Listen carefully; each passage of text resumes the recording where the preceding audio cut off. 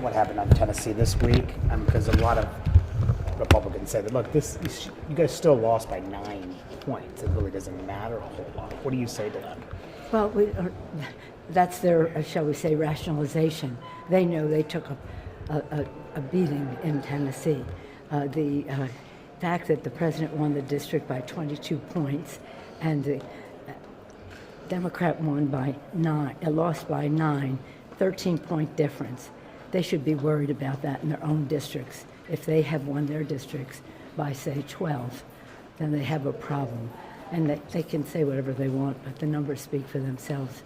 They said, we just had a press conference about the president's pardon of Hernandez, which is, the president acted in a criminal way to do that. This man is a narco-terrorist. At the same time as the president is claiming to be fighting drugs by bombing boats, the burden of proof is him to prove that those are drug traffickers.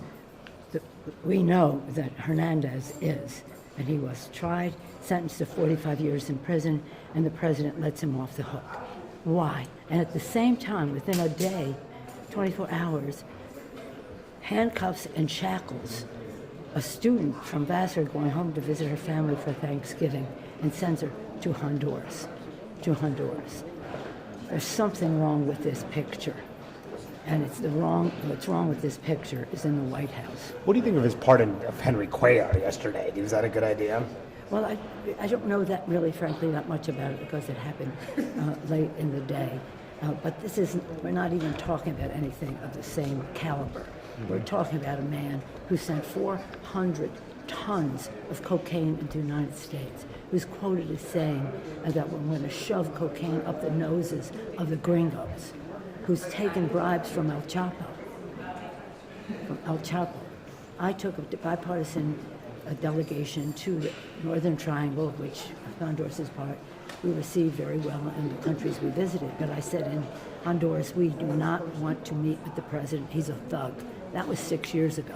We knew he was a thug 6 years ago. We knew he was dealing in drugs 6 years ago, but this president seems oblivious to it. Anybody who would free a person, a narco-terrorist, is pro-crime. Anybody who does not speak out against it is pro-crime. One other thing before I let you go, as we head into the midterms, there's always a debate within the party about the type of candidates you want to run in some of these races. There's some word that Jasmine Crockett may run for Texas Senate seat. You've served with her here. Do you think she would be a good candidate to run for the Texas Senate seat, given that you're trying to pick that seat out? Well, Colin Allred is a great candidate, too. They both are. Jasmine Crockett is remarkable. And I've served for years with Colin Allred, and I've been supporting him. I hope we don't have a costly primary there. But whatever it is, it may be a chance for the Senate to win. We certainly will win the House. There is no question about that.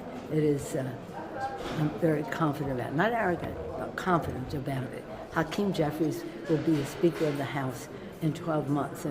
In 11 months, he'll be nominated. In 12 months, he'll be sworn in. And then we'll have a check on what these people are doing, the criminal activity that they're engaged in, chaos, corruption, just horrible, horrible things that are happening here as they have practically abolished the House of Representatives and its oversight responsibilities. But it won't be long. Just think back to when Trump was elected. It seems like not that long ago, although terrible things have happened since then, but nonetheless. But the president, I've not agreed with the president, and we can disagree on policy, and that's the legitimate democratic process. That's a democracy. But this president has, for him even, crossed a line on freeing this guy. There's money involved. There always is with the president, whether it's his trips to Saudi Arabia, as his first trip as president of the United States, Saudi Arabia. The second term, Saudi Arabia. Follow the money. Okay. Reach at the time. Bye-bye. They're going to vote? Yep.